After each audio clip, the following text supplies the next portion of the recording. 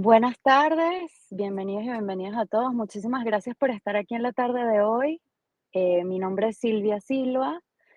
Yo trabajo en Malt desde hace ya 3 años. Soy community builder y este año estoy liderando un proyecto que me encanta, que se llama las Malt Academies, donde buscamos generar contenido de interés para la comunidad. Y en la tarde de hoy me acompaña Juan Cárdenas, quien es consultor legal, y nos va a hablar de un tema súper importante, que es esos consejos y esos tips que tenemos que tomar en cuenta al momento de realizar contratos con clientes, al momento de indicar esos puntos que no podemos dejar por fuera para blindar nuestros negocios con los clientes. Muchísimas gracias, Juan, por estar acá en la tarde de hoy. Bienvenido, te dejo para que te presentes mejor. Muy bien, pues muchas gracias, Silvia. Y nada, y buenas tardes a todos. Bueno, como dice Silvia, yo me llamo Juan Cárdenas, soy abogado mercantilista desde hace ya muchos años. He asesorado a empresas de todo tipo y también a emprendedores. He sido freelance prácticamente toda mi vida, con lo cual el tema que vamos a tratar hoy me ha tocado desde el punto de vista profesional y también personal, así que seguro que os puedo ayudar. Soy el mismo que el de la foto. Silvia, has elegido una foto de cuando no tenía barba, pero bueno, por aclarar, soy la misma persona. No problema con esto. Bueno, como veis, el título del webinar es Guía Práctica, aspectos legales de los contratos de freelance. La parte más importante del título es la primera línea, Guía Práctica. Ya sabéis que a veces los abogados a veces nos enrollamos mucho, teorizamos mucho, pero también con los años uno aprende a separar el trigo de la paja. En los contratos de este tipo hay siempre una serie de problemáticas que siempre se repiten. Son temas que además a los freelance se nos hace siempre bola porque muchas veces son temas que los consideramos accesorios, no los queremos tratar directamente, preferimos enfocarnos en negocio y al final pues bueno, son aspectos prácticos que se repiten y que muchas veces pues tienen ya casi su solución, ¿no? Entonces yo lo que voy a hacer va a ser teorizar poco, aunque vamos a tratar luego, sí vamos a seguir luego una pequeña estructura, pero voy a ir a tips prácticos que os puedan ayudar. Entonces, Silvia, si te parece, pasamos a la slide del contenido.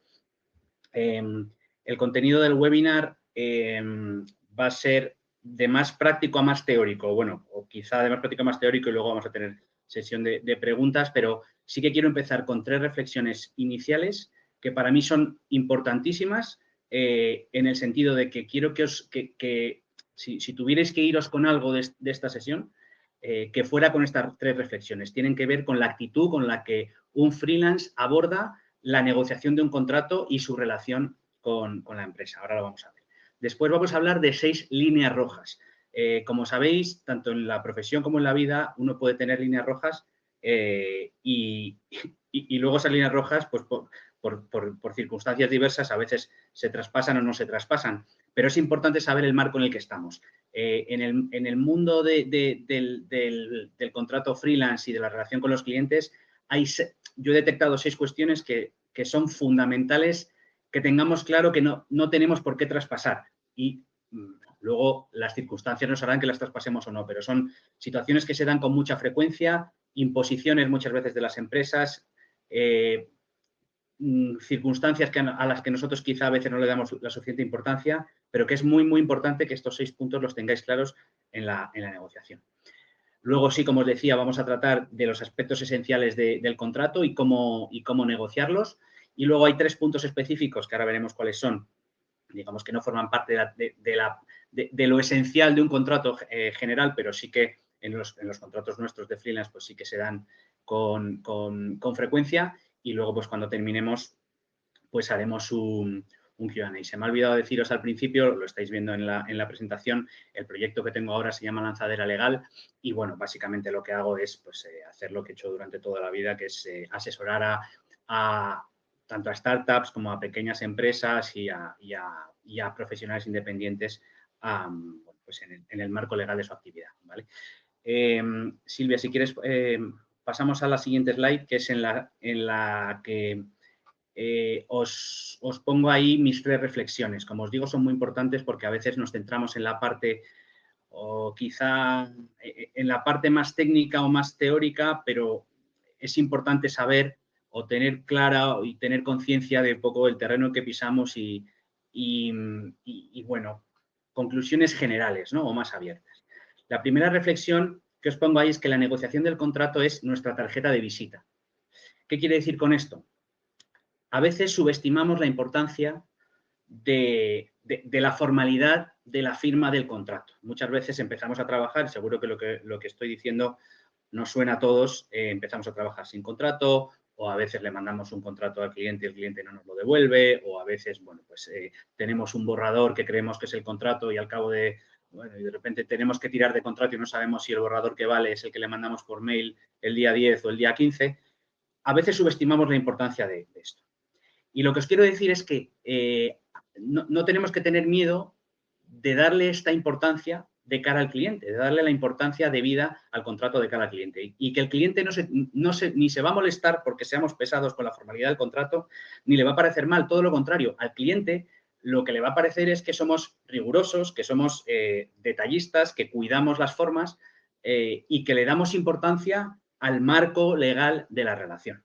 Entonces, no subestimemos esa parte porque en muchas situaciones ocurre que le quitamos importancia al tema del contrato y, como muy bien sabéis, luego muchas veces hay que ir al contrato, no sabemos qué versión es la que cuenta, los contratos están sin firmar y esto pues, puede dar lugar a problemas. No tengamos ningún problema en mostrarle al cliente la importancia que tiene para nosotros la negociación de las cláusulas, la firma del contrato, el archivo, etc.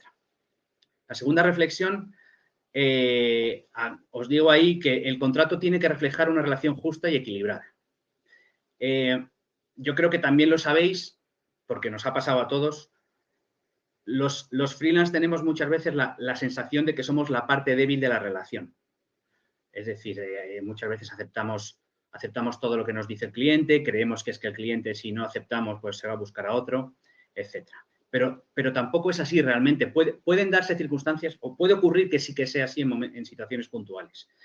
Pero hacernos valer como parte de una relación también es importante de cara al cliente. Primero, bueno, de cara al cliente, incluso de cara al mercado. Es decir, no se trata solo de que vamos a conseguir este cliente, vamos a conseguir este proyecto, sino si nosotros tenemos un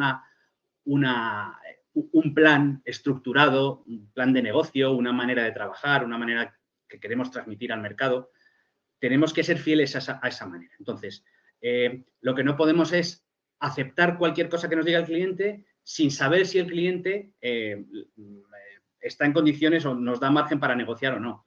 Yo creo que también todos seguro que tenemos experiencia de que a veces el cliente acepta negociar situaciones que pensábamos que no iba a negociar, ¿no?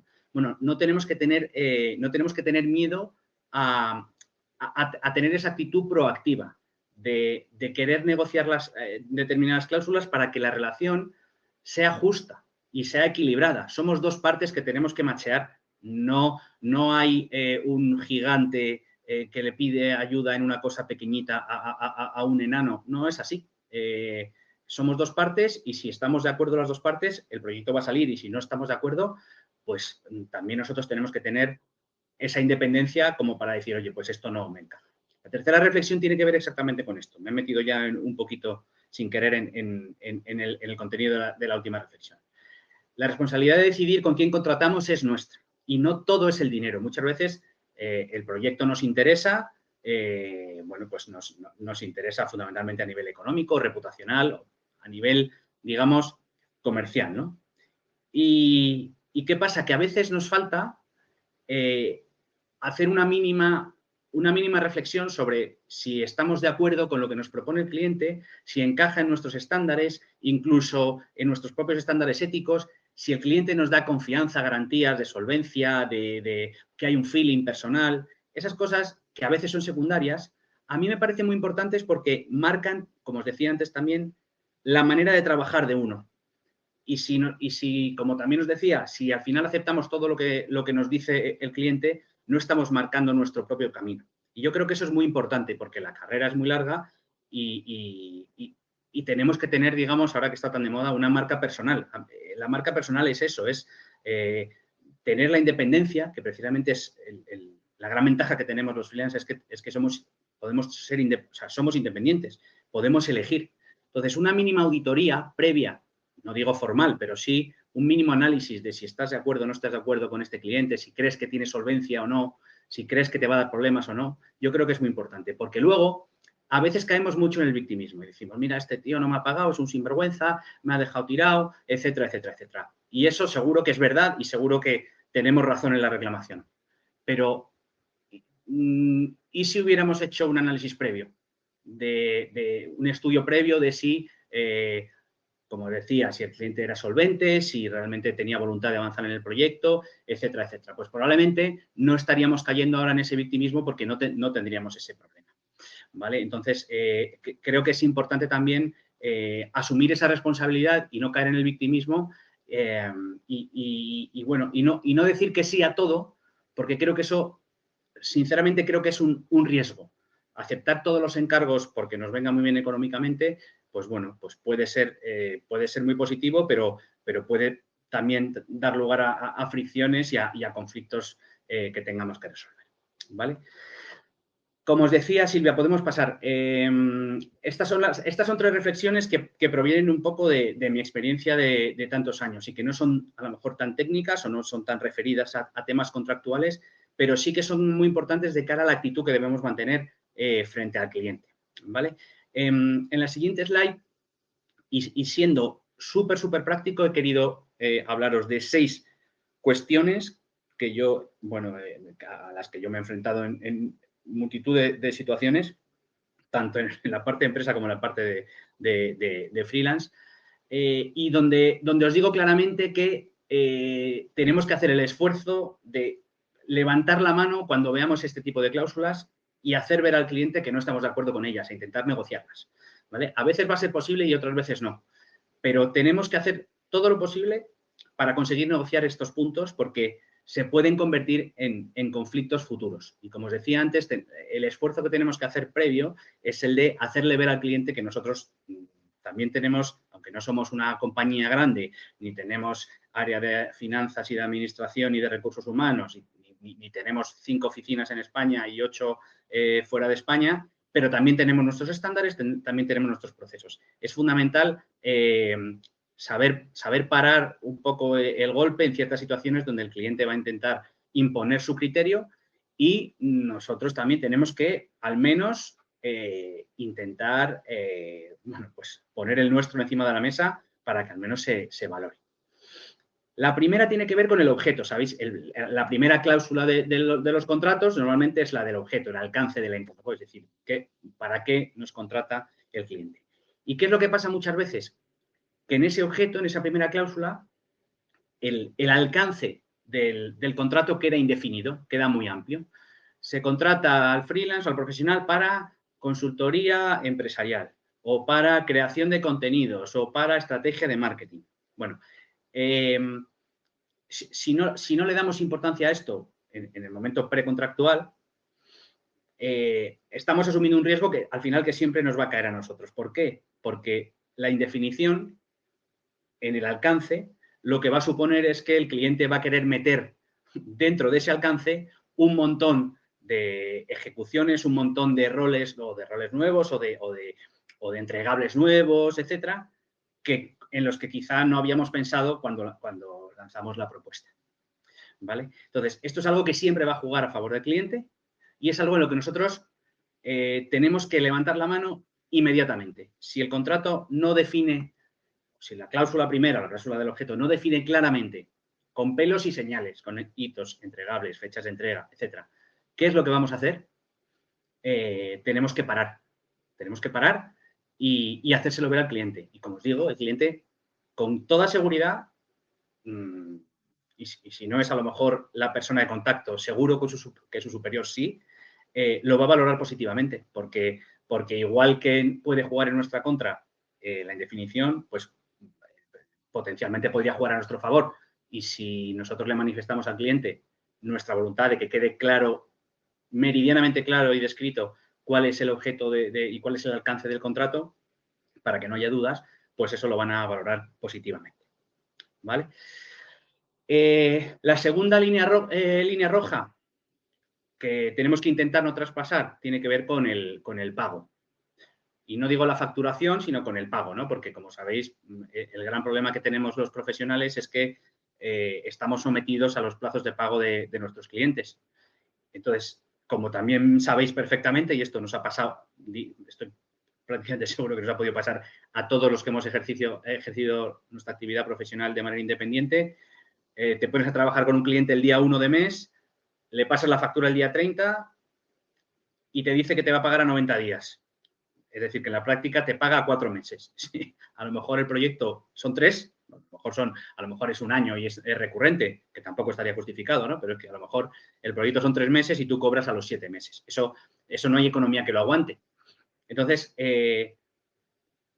los clientes van a tener siempre su protocolo, sus procesos de pago, siempre se van a acoger a, bueno, no es que nosotros pagamos el día 10 de cada mes siguiente a no sé cuánto, no sé qué. Bueno, yo creo que merece la pena que nosotros hagamos el esfuerzo, que muchas veces funciona y que muchas veces es eficaz, de decir al cliente, oye, esto que me estás proponiendo es que no es razonable, es absolutamente desequilibrado. No puede ser que me pagues a 120 días, porque es que yo no tengo músculo, no tengo colchón para gestionar esta situación a nivel financiero.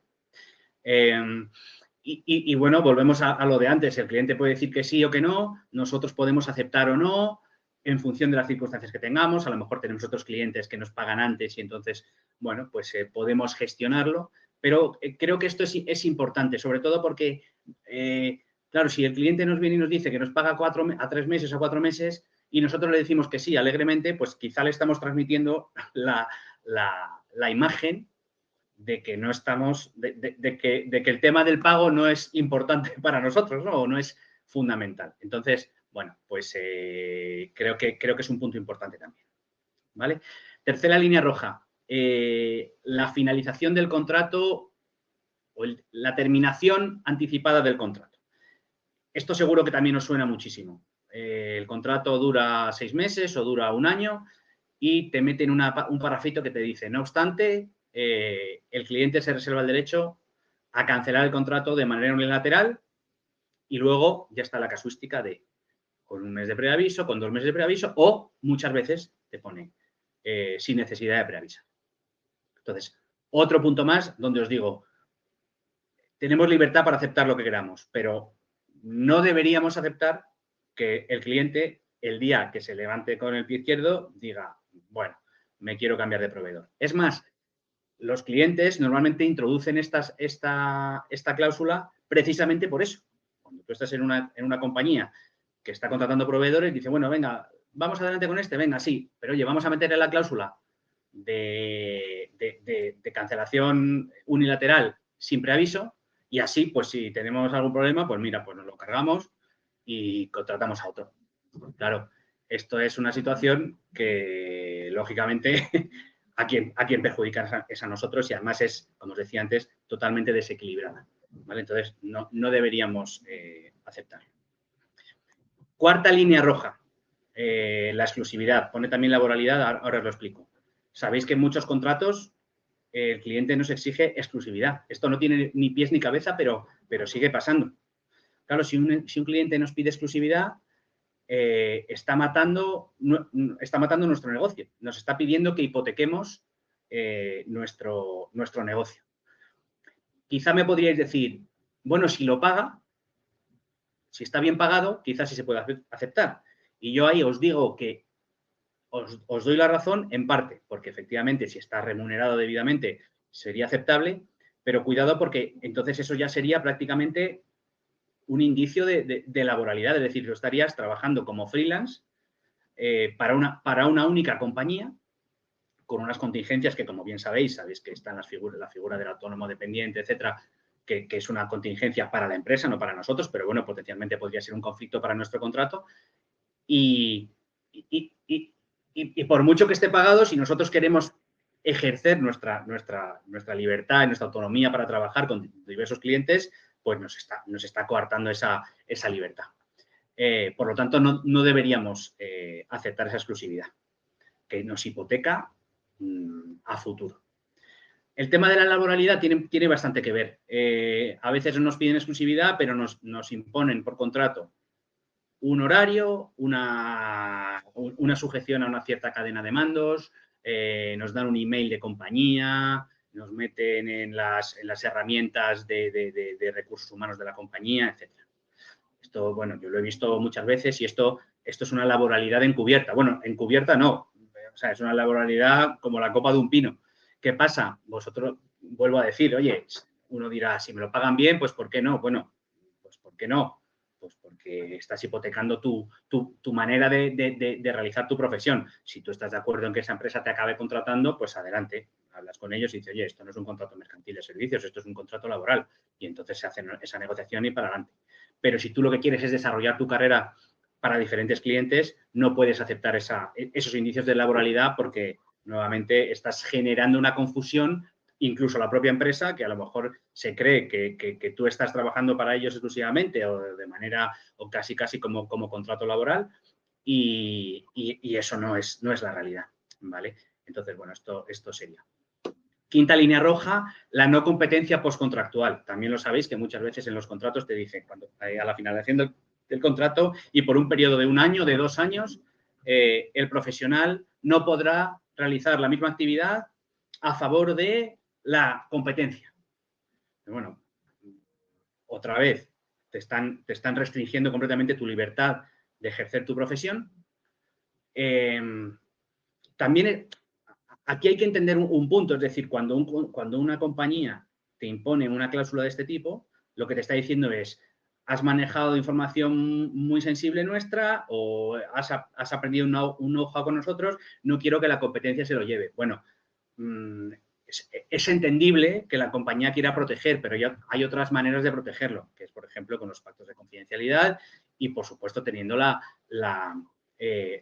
confianza que tenemos unos en otros y la buena fe contractual. Lo que no puede ser es que porque tú hayas trabajado en una compañía no puedas trabajar en compañías de la competencia. En este punto también es importante y es un tip también muy concreto cuando te restringen la competencia postcontractual y te dicen que no puedes ejercer tu actividad ni directa ni indirectamente con compañías que sean competencia.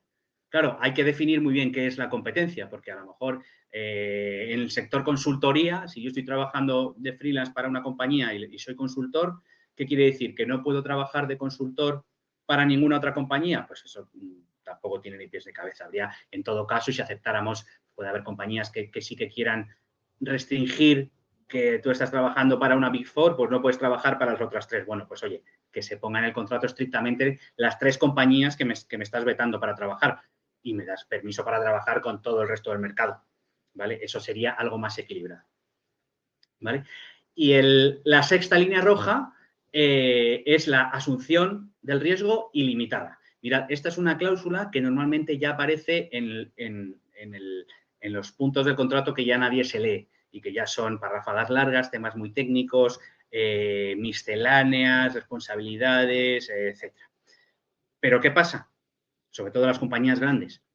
Te meten un parrafito donde pone responsabilidad y dice, en caso de incumplimiento, las partes responderán o indemnizarán por todos los daños y perjuicios causados de manera ilimitada. Incluso si no ponen de manera ilimitada, se entiende que es de manera ilimitada.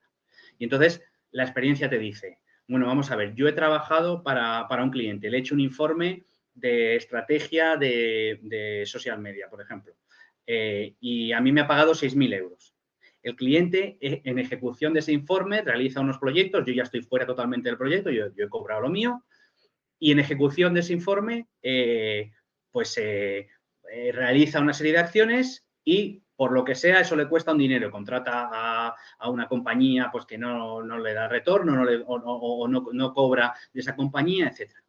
Y puede ocurrir, si nosotros decimos en el contrato que la responsabilidad es ilimitada, puede ocurrir, y no estoy hablando de nada que me estoy inventando, sino de cosas que a veces ocurren, que de repente, sobre todo si hemos estado, si hemos continuado vinculados a la compañía, que pasa muchas veces, la compañía te viene y te reclama. Dices, oye, me has pagado 6.000 euros y resulta que ahora me estás reclamando, no sé, 100.000 euros, que no tienen ni pies ni cabeza. Entonces, esto es importante, revisarlo bien en los contratos. También os digo que al ser un tema técnico y más propio de compañías más grandes, es lo más difícil es la parte de las 6 líneas rojas, yo diría que es la más difícil de modificar, porque claro, si tú antes de empezar a trabajar ya le estás diciendo al cliente, oye, que yo no voy a responder de todos los daños, pues a lo mejor el cliente pues, puede decir, hombre, ya me estás poniendo pegas a responder. Parece que a lo mejor no tienes ni siquiera confianza en que vayas a trabajar y vayas a hacer bien el encargo, ¿no? Pero bueno, en cualquier caso, lo que sí que se puede hacer es limitar la cuantía de esa responsabilidad, se puede limitar a la cuantía del propio contrato, es decir, si el contrato son 6.000 euros, pues se puede limitar a esa cuantía o a lo mejor al doble del contrato, como mucho, pero es importante limitarla, porque si no se limita, pues nos puede llegar un día un susto bastante importante, ¿vale? Bueno, termina la parte más práctica del webinar. Lo restante va a ser práctico, pero como os decía antes, y os lo repito porque me parece muy importante, hay tips muy concretos, todo lo que hemos hablado son temas muy, muy concretos que se dan en todos los contratos y en todos los procesos de negociación de contratos de servicios y es muy importante que los tengáis presentes y que cuando haya cosas que no se encajen, levantéis la mano y le hagáis ver al cliente que somos dos unidades económicas que están condenadas a entenderse. Si no se entienden, una no tiene por qué mandar más que otra. Si hay una que manda más que otra porque el mercado así lo impone, pues si yo estoy dispuesto a aceptarlo, pues bueno, pues lo aceptaré. Pero que no os dé miedo a afrontar este tipo de procesos así, ¿vale? Pasamos entonces a los aspectos esenciales del contrato.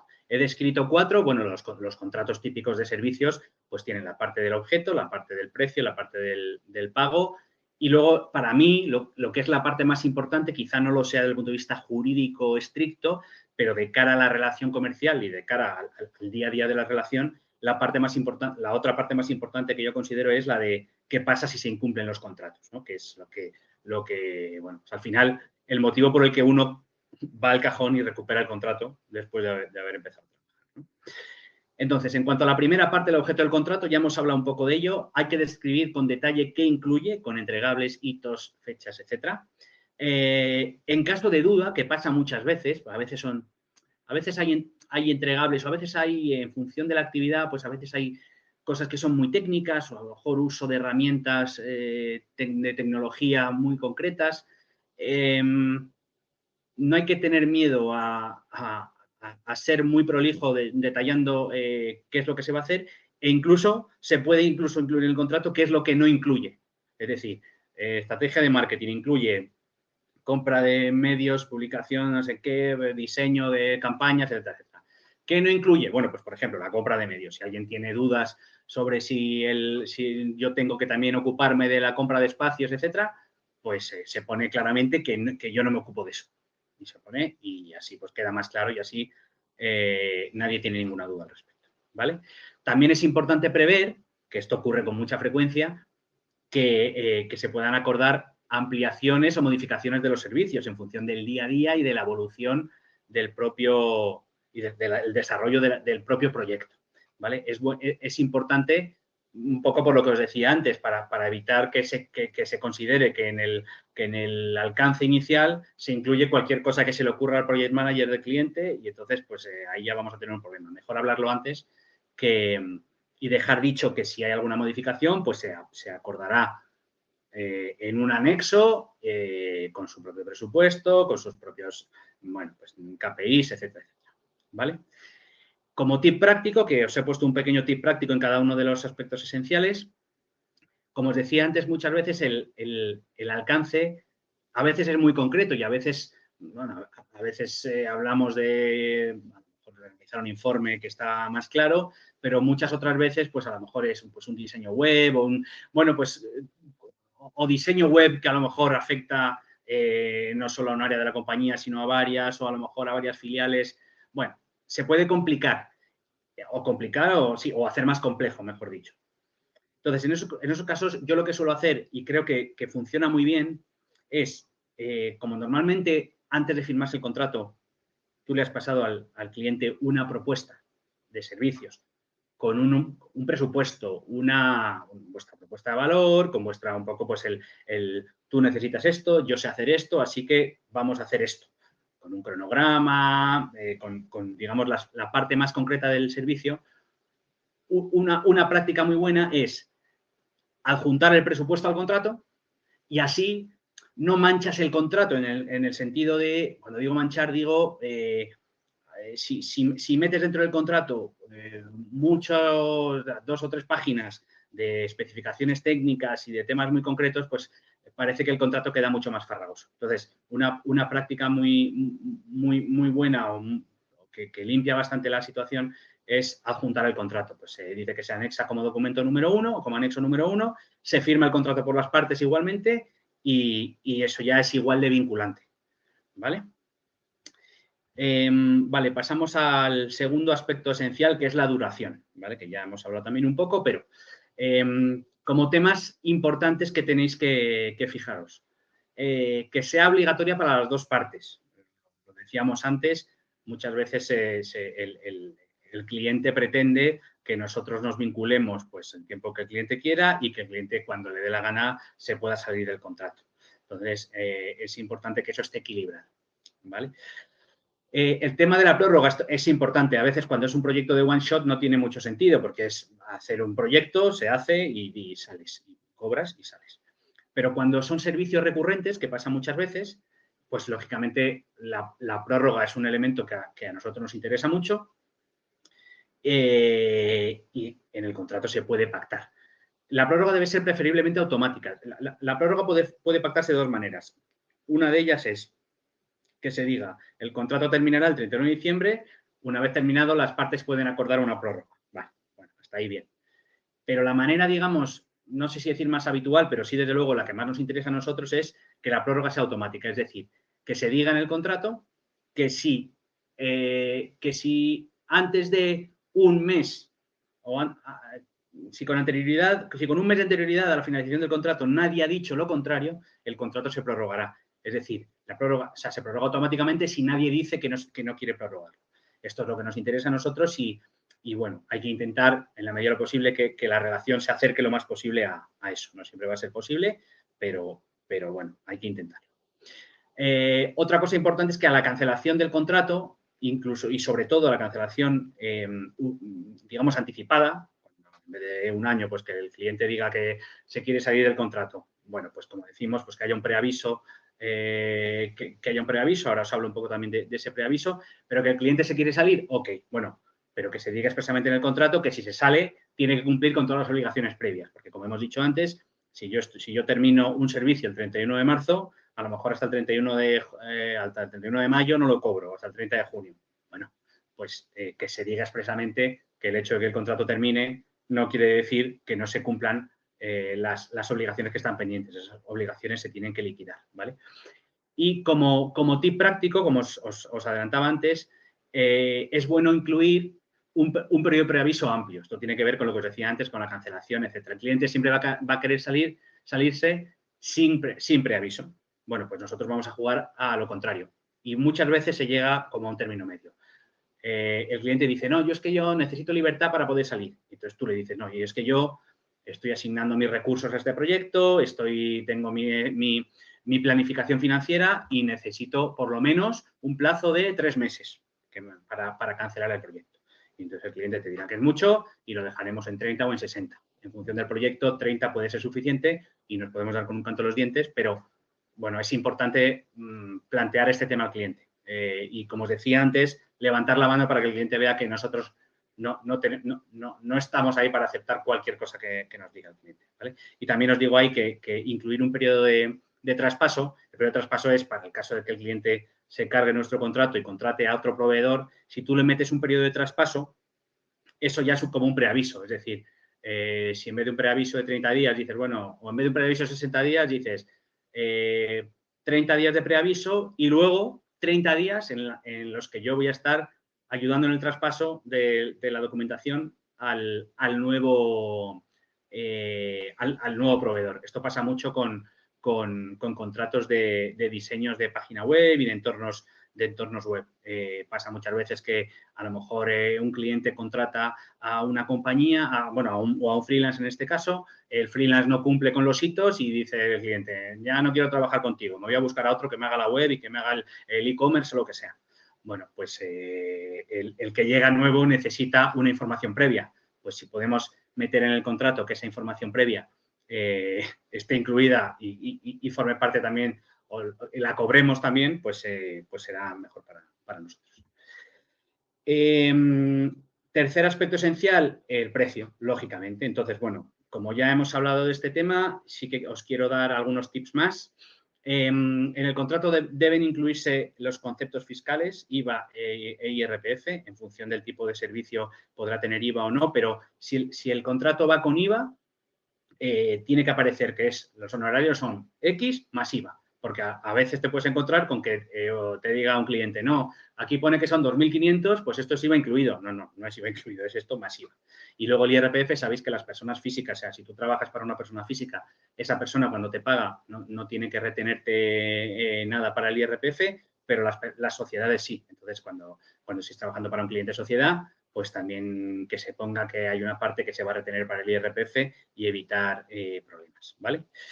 Para fees recurrentes, para one shot no, porque one shot no va a ser recurrente, pero para fees recurrentes, incluir la cláusula de ajuste por incremento del IPC, porque si no, pues el precio se queda estancado y a lo mejor trabajas para un cliente de 5 o 6 años y como no dice nada del IPC, pues ahí se queda el precio. Para el caso de que, si hemos conseguido, que es lo normal, decir en el contrato que en el caso de que se incrementen los servicios habrá que hacer un anexo nuevo, pues en esta cláusula de precio habrá que decir que en caso de que haya anexos nuevos con nuevos entregables o nuevos encargos, pues también vendrán con nuevos precios que podrán venir en un nuevo presupuesto, etcétera, ¿vale? Y luego, otra cosa que, no pasa siempre, pero creo que me ha parecido importante mencionarlo. Cuando tienes un cliente extranjero, o cuando te pagan en una moneda o cuando facturas, mejor dicho, en una moneda que no es el euro, corres el peligro de que a lo mejor estás facturando en dólares. Mirad, esto pasa mucho con Latinoamérica, que hay mucha fluctuación de monedas y entonces a lo mejor pactas un precio, el cliente te pide transformarlo a moneda local, tú no tienes ningún problema, pero de repente dentro de 3 meses la moneda local vale la mitad de lo que valía antes. Esto es algo que es súper habitual, parece un poco de ciencia ficción, pero es que además, no solo pasa en Latinoamérica, pasa en cualquier otro mercado y es muy frecuente. Entonces, se puede meter una cláusula de estabilización del tipo de cambio, es decir que siempre hablar de que el tipo de cambio va a ser pues el que nosotros digamos, ¿no? El de ahora mismo o a lo mejor que se puede actualizar cada 3, 6 meses, etcétera. Pero sí estabilizarlo para que no perdamos dinero, ¿vale? Y luego, tip práctico, que esto es un poco sentido común, pero bueno, también es importante mencionarlo. Cuanto antes cobremos al inicio, mejor, porque antes tenemos en el bolsillo. ¿Qué pasa? Que esto es claramente una batalla entre las dos partes. El cliente siempre va a querer pagar lo menos posible para, en su cabeza, tener apretado al proveedor y que trabaje bien para ganarse sus honorarios. Pero nosotros tenemos que jugar a la parte contraria, es decir, oye, me has contratado porque tienes confianza en mí, sabes que voy a hacer un buen trabajo, pues oye, por delante que vayan, no sé, todo lo que podamos siempre será mejor. Un 30, 40 o 50, lo mejor. Siempre intentando ser también razonable, es decir, pues tampoco tiene sentido que cobremos todo por delante si el trabajo va a durar 9 meses y está todo por hacer. Pero bueno, pues todo el porcentaje que podamos cobrar por delante, mejor. Y por último, el incumplimiento, que como os digo es como la parte, digamos, tenemos una relación entre dos partes, todo funciona, pero ¿qué pasa si no funciona? Si soy yo el que incumplo, el cliente me va a intentar meter penalizaciones, es decir, en vez de pagarme, imaginaros que tengo que entregar informes trimestrales o campañas todos los días 15 de mes, campañas de publicidad o reportes, lo que sea. Bueno, si no cumplo plazos, te va a decir, si tardas un día más, pues te meto un 1%. Si tardas 5 días más, te meto un 3%, lo que sea. Esto es lógico que el cliente lo quiera hacer, hay que saber que el cliente lo va a querer hacer y nosotros vamos a intentar que no lo haga. No siempre va a ser posible, pero bueno, hay que estar preparado. ¿Qué pasa si es el cliente el que incumple sus plazos de pago? pues nosotros vamos a intentar meterles intereses de demora por el retraso en el pago. Aquí también vamos a tener una pelea con el cliente y el cliente normalmente no se va a bajar del burro. Pero, por ejemplo, pensemos en la situación en la que hablamos antes. Empezamos a trabajar un día 1, el día 30 facturamos y el cliente nos dice que nos paga 90. Pues al final es que vamos a acabar cobrando al día 120 de cuando hemos empezado a trabajar. Bueno, pues a lo mejor si son lentejas y te lo tienes que tragar, pues te lo tragas. Pero entonces a lo mejor le dices al cliente, bueno, yo me trago esto, pero si te pasa, en cuanto te pases un día de 4 meses, o sea, yo te puedo aguantar que tardes 4 meses en pagarme. Pero si tardas más de 4 meses, ya te voy a empezar a meter algún interés de demora, que como sabéis, además, son públicos y son oficiales, con lo cual, bueno, pues eso, esa es otra pelea que se puede tener con el cliente. El tema de la responsabilidad directa e indirecta también es un poco lo que os decía antes, relativo con la limitación de responsabilidad que os decía al principio en las 6 líneas rojas. El cliente siempre va a querer que tú aceptes que respondes por cualquier daño directo, indirecto, de todo tipo, accidental, etcétera. Entonces, nosotros tenemos que jugar nuestra baza de decir, oye, mi contrato está limitado a este alcance y, por lo tanto, pues, oye, yo estoy dispuesto, y eso sí es importante, dices, oye, yo estoy dispuesto a asumir mi responsabilidad de no hacer las cosas bien, pero lo que no voy a hacer es asumir responsabilidades que se salen completamente de mi alcance y de mi ámbito de actuación, ¿vale? Y eso, pues, también será objeto de negociación. Y, por último, el tema de las reclamaciones judiciales. Aquí lo que os quiero mencionar es que, bueno, hay que intentar, por ejemplo, sabéis que la última cláusula siempre de los contratos es la de la jurisdicción y la competencia judicial. Siempre hay que intentar que la competencia judicial, es decir, que si hay algún conflicto, la competencia judicial sea la de nuestro domicilio, para no tener, si a lo mejor tienes un impago, pues no tenerte que ir. Imagínate que, bueno, contratas con una compañía que está fuera de tu ciudad o incluso fuera de tu país, pues bueno, hay que intentar en la medida de lo posible que los juzgados sean los tuyos propios.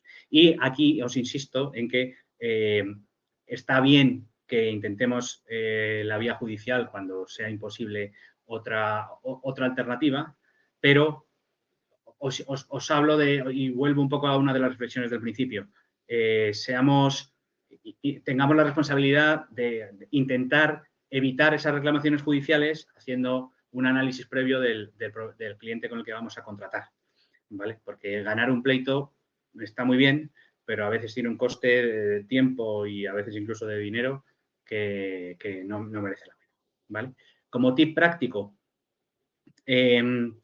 que funciona muy bien, incluir dentro del proceso bueno, en este proceso de cumplimiento, incumplimiento, etcétera, incluir un proceso de subsanación de incidencias. De manera que por contrato no se diga en el caso de que el proveedor incumpla, el cliente podrá resolver el contrato, sino que se diga en el caso de que el proveedor incumpla, el cliente deberá notificárselo en un plazo de 5 días desde que advierta el error, y el proveedor tiene un plazo de 7 días o de 10 días para subsanar el error, ¿vale? Esto funciona muy bien y genera además una dinámica muy positiva porque, bueno, lógicamente los errores se pueden dar y a veces los contratos son demasiado estrictos y no regulan y no responden a la realidad. Bueno, pues respondamos a la realidad y seamos justos. A veces nos podemos equivocar. Bueno, ¿qué hacemos si nos equivocamos? ¿Nos cargamos el contrato? Pues no, vamos a hablar, vamos a tener un proceso ya pintado para que se pueda solucionar, ¿vale? Bueno, estamos llegando ya al final y os he querido hablar de 3 temas específicos que, bueno, que normalmente forman parte de casi todos los contratos de freelance. Y, bueno, el primero de ellos es la propiedad intelectual. Como sabéis, en la mayoría de los contratos, cuando tenemos que, no sé, crear informes, crear material de marketing, creatividades, artes, piezas publicitarias, etcétera, el cliente siempre va a pedir tener la propiedad intelectual y poder explotar la propiedad intelectual. En esto, lógicamente, va a ser complicado hacerle cambiar de posición al cliente, pero sí que tenemos que saber que la cesión de la propiedad intelectual o la cesión de la explotación puede ser parcial. Es decir, tú le puedes ceder a un cliente la explotación de la propiedad intelectual en un territorio concreto, y a lo mejor tú trabajas para varios territorios, bueno, pues te cedo la propiedad intelectual en un territorio, o por un tiempo concreto, o por un tiempo, por un territorio, o para un uso concreto, a lo mejor, pues a lo mejor creamos material para difundirse en canales diferentes de comunicación, en redes sociales, en internet, en televisión, en radio. Bueno, pues se puede disgregar la propiedad intelectual, ¿vale? Y esto puede ser algo que funcione para el caso de que tengamos clientes en diferentes mercados y no queramos ceder la propiedad intelectual solamente a uno, ¿vale? En cuanto a la confidencialidad, sabéis que también es muy frecuente, a veces hay acuerdos de confidencialidad previos a los contratos y a veces en los propios contratos hay cláusulas de confidencialidad. Mirad, yo a las cláusulas de confidencialidad les doy muy poca importancia legal, pero les doy la máxima importancia a nivel, digamos, relacional. Es decir, es fundamental que el cliente esté tranquilo en el sentido de que sepa que no vais a divulgar ninguna información a la que vosotros hayáis accedido en virtud del contrato, porque la información es lo más importante que tiene el cliente. Entonces, es esencial y es una parte básica de nuestro trabajo que el cliente sepa que nosotros no vamos a vulnerar su confidencialidad. ¿Qué pasa? Que a nivel contractual, estas cláusulas yo no les doy demasiado valor. ¿Por qué? Porque es muy difícil demostrar que alguien ha vulnerado la confidencialidad. Se puede demostrar, ¿eh? A veces, cuando alguien lo hace fatal, hay veces que alguien coge un USB y se lo lleva y de repente se encuentra en las oficinas de la competencia. Puede ocurrir. Pero en general, tú te reúnes con otro, te pones a trabajar con otra compañía y esta compañía a lo mejor te paga facturas por servicios de no sé qué y te paga una cantidad porque tú le pases esa información, pues eso es muy difícil de demostrar. Entonces, las cláusulas de confidencialidad me importan poco y lo digo claramente. Lo más importante es que no tengan penalización concreta, en plan que no ponga, si se infringe la confidencialidad, el proveedor tendrá que pagar 1 millón de euros. Bueno, eso hay que intentar quitarlo y tampoco que sean eternas, que no sean indefinidas, que duren 2, 3 años, un poco lo estándar. Pero lo importante es que se cumpla la confidencialidad. Es mucho más importante que el cliente entienda que nosotros somos proveedores fiables que no lo que diga la cláusula, ¿vale? Y luego, privacidad, LPD, etcétera. Bueno, en este punto, mi recomendación, primero, que aceptéis lo que os pase el cliente. Los anexos de protección de datos son bastante estándar, en general replican lo que dicen las leyes y son documentos que básicamente hay que firmar. Entonces, yo normalmente, si el cliente os pasa un anexo de cesión de datos a terceros, etcétera, yo lo firmaría sin problema. Y luego, en vuestro caso, todos tenemos nuestro, pues, ya, quien más, quien menos, pues tendrá su página web o su base de datos, etcétera. Yo, mi recomendación es que hagáis una pequeña inversión porque ya sabéis, está a la orden del día, la Agencia de Protección de Datos tiene una actividad inspectora bastante intensa y nos podemos encontrar con un susto. Con lo cual, mi recomendación es que hagáis una pequeña inversión y os aseguréis de que estáis al corriente del cumplimiento de todo tipo de procesos para evitar sustos. ¿Vale? Y esto es lo que hay. Con esto terminamos. He querido ser muy práctico. Como comprenderéis, de esto se puede hablar muchísimas horas. En Internet tenéis decenas y centenas de modelos de contrato de prestación de servicios, pero bueno, yo me he intentado centrar en temas que me consta que son la problemática del día a día de los contratos con los freelance y bueno, pues nada más. Espero haberos ayudado.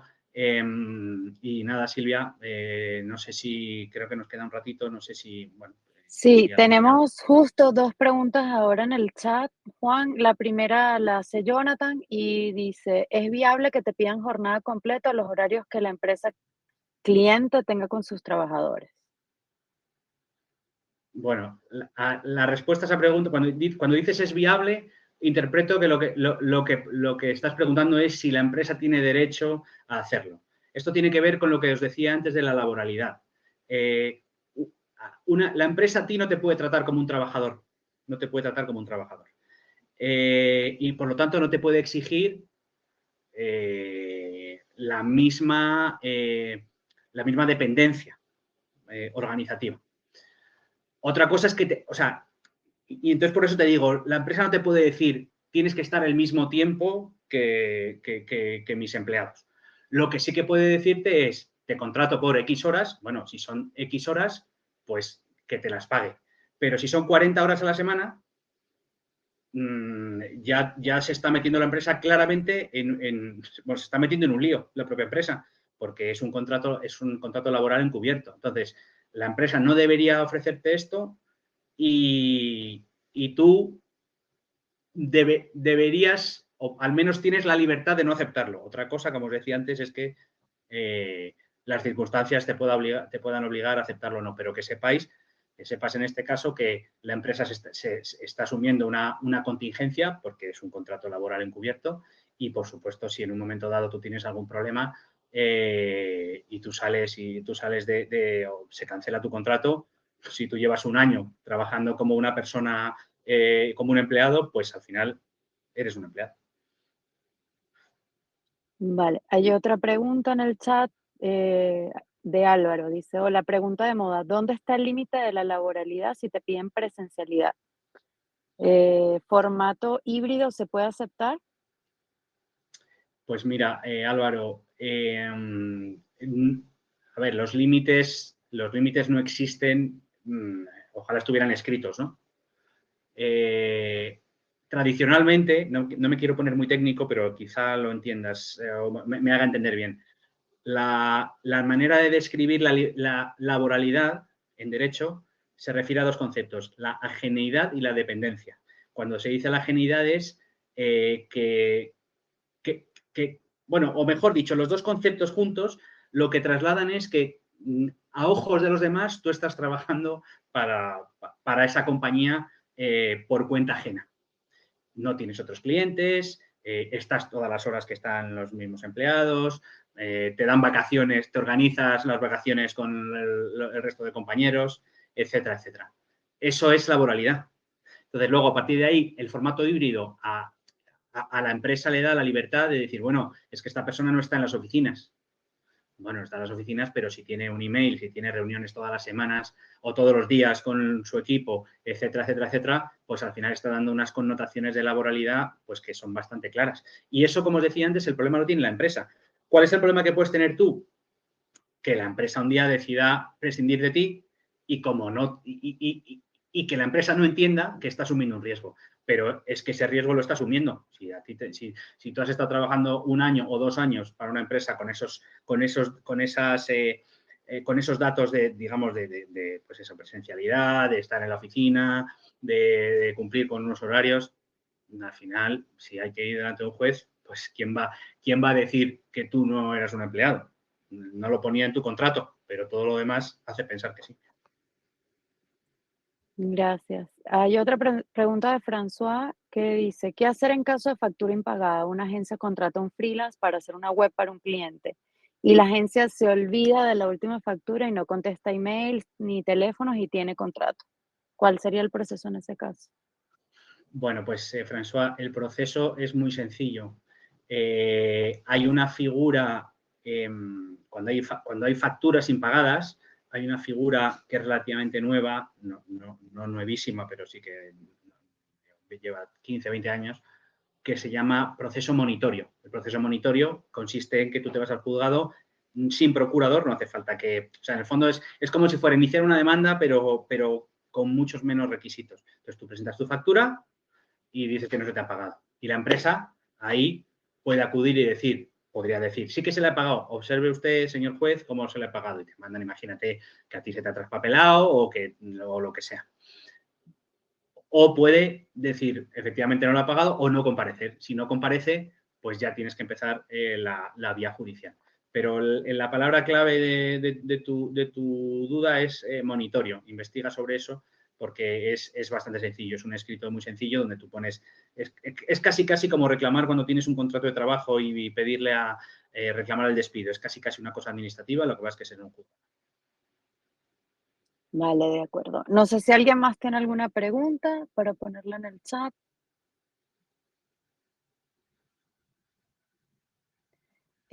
Y bueno, mientras van escribiendo las preguntas, quería dejarles acá un QR para que nos dejen ideas, porque ya estamos terminando, digamos, el primer semestre con las Malta Academies, y en caso de que tengan alguna necesidad de algún contenido que quieran que generemos, pues acá está el QR para que nos puedan dejar sus sugerencias.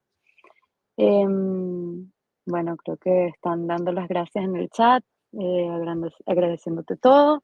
Y bueno, contarles también que recordarles que los procesos en Malt, bueno, hay muchos puntos, digamos que al hacer los proyectos en Malt están salvados, como el tema de los pagos, que tenemos un beneficio de adelanto de pagos.